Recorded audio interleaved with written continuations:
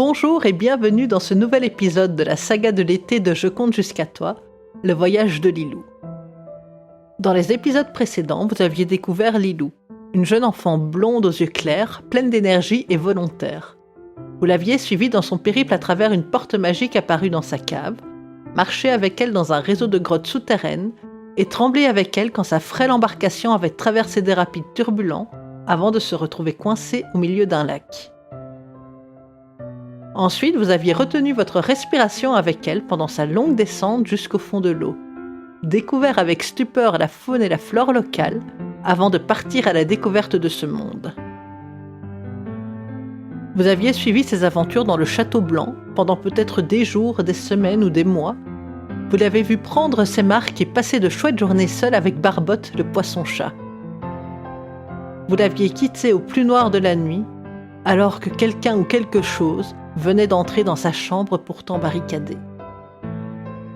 Place maintenant au 5e épisode et à la suite des aventures de Lilou. Quand il a ouvert les yeux, il a tout de suite compris que quelque chose de grave venait de se produire. D'abord, à cause du silence. Il n'entendait plus le moindre bruit d'oiseau-poisson ou de n'importe quel autre animal. Pas de vent, pas d'insectes, pas le moindre son humain non plus. Quand il a regardé autour de lui, il était seul. Pas de parents ou d'amis. Son chien aussi avait disparu. Il faisait nuit. Il s'est relevé, il a fait quelques pas. Il était dans les jardins. Vite, il court vers le château. Ses cheveux bleutés volent dans sa course. Ses yeux dorés regardent droit devant lui. Il court et crie. « Papa! Maman! Où êtes-vous?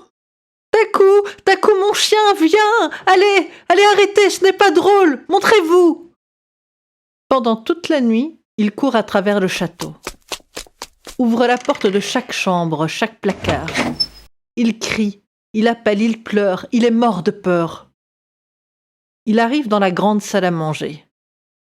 Un feu brûle dans la cheminée. Il crépite joyeusement. La grande horloge noire ébène est silencieuse. Pas de tic-tac monotone. Pas de mouvement dans les aiguilles. Il essaye de la remettre en route. Il remonte le mécanisme. Rien. Le temps de l'horloge est figé. Dehors, la nuit s'éclaircit.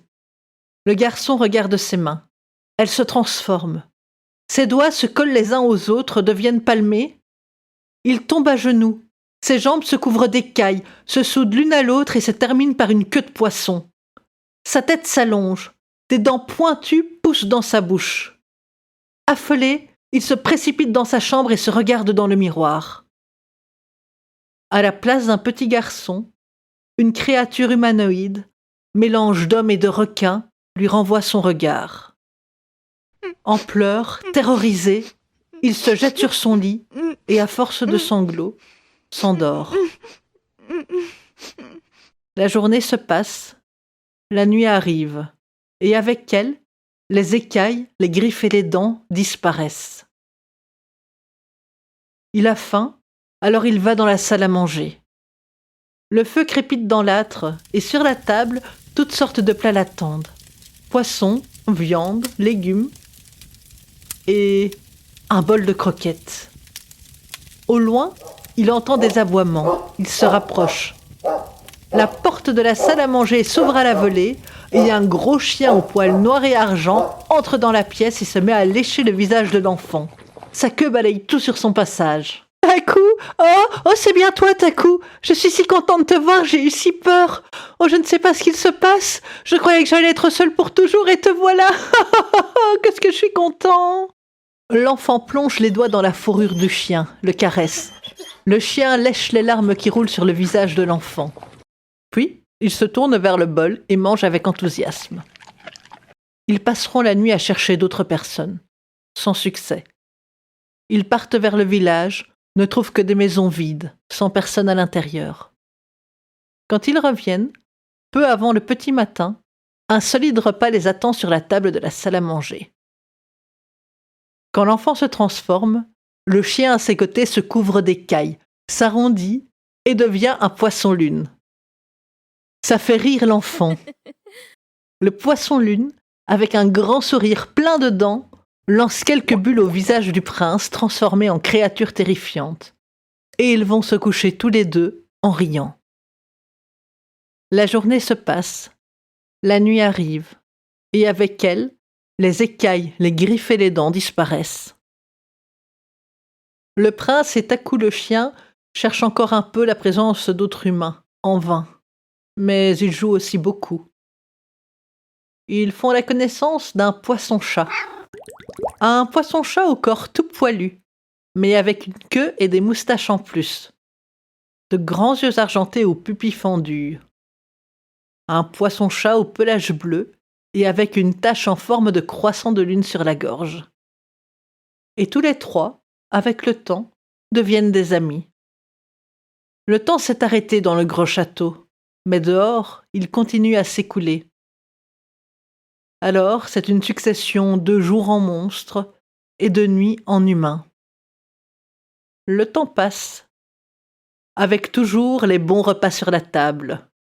Le prince et ses deux animaux passent le temps, jouent, rigolent, sur les toboggans, sur les balançoires. Quand il descend la tyrolienne à toute vitesse, il lance son cri de guerre. « Geronimo !» Mais malgré tout, il s'ennuie. Il manque de compagnie humaine. Un jour, le poisson-chat disparaît. Le prince a beau le chercher partout, impossible de mettre l'écaille dessus.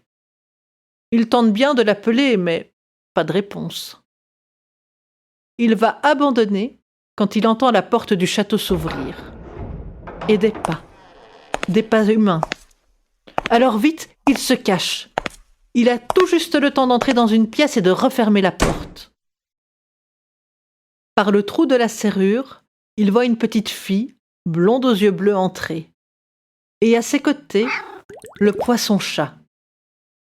Elle lui parle. « Dis, tu es sûr qu'on peut faire ça? Entrer dans le château, là, comme ça? T'es sûr qu'on va pas se faire disputer? Parce que moi, j'ai un peu peur. » Le poisson-chat pousse du museau la petite fille pour l'encourager à avancer. Derrière la porte, le monstre prince sourit. Enfin, il ne sera plus seul. Enfin, si elle veut bien de lui. Alors il réfléchit. Il va l'observer. Et puis peut-être qu'un soir, il va se présenter. C'est ce qu'il fait. La journée, quand elle joue, il l'observe, caché dans les buissons. Il la regarde rigoler, parler avec le poisson-chat, qu'elle a appelé Barbotte. C'est un joli nom, il trouve. Le prince regarde la petite fille, Lilou.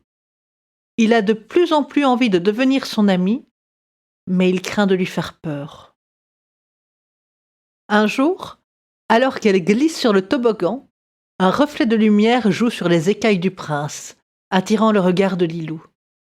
Elle se précipite vers lui. Il a tout juste le temps de fuir, laissant dans sa course quelques écailles dans les buissons. Il se réfugie dans sa chambre, il marche de long en large et regarde Takou. « Je le sais bien que je peux pas continuer comme ça. Mais oui, je sais qu'elle m'a remarqué, ou en tout cas qu'elle sent qu'elle n'est plus toute seule. Et j'ai peur de lui faire peur, regarde, je suis un monstre pendant la journée, elle ne peut pas me voir. Si jamais elle me voyait quand je suis un monstre, la malédiction ne cesserait jamais et je serais condamné à rester comme ça jusqu'à la fin de ma vie. C'est décidé, je dois aller lui parler. Mais comment faire ?» Il est resté caché dans sa chambre plusieurs jours, à réfléchir. Et cette nuit-là, il a décidé. Il va attendre que Lilou s'endorme. Alors il ira toquer à sa porte et il lui racontera tout. Et on verra bien alors ce qu'elle décidera.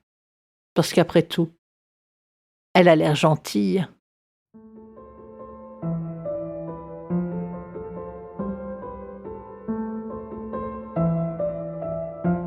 Si vous avez aimé cette histoire, n'hésitez pas à vous abonner au podcast Je compte jusqu'à toi À me retrouver sur Twitter, @leliconte, ou sur mon site lendewell.com/histoire, avec un S au bout. N'hésitez pas non plus à commenter et à partager. Merci beaucoup et à la prochaine!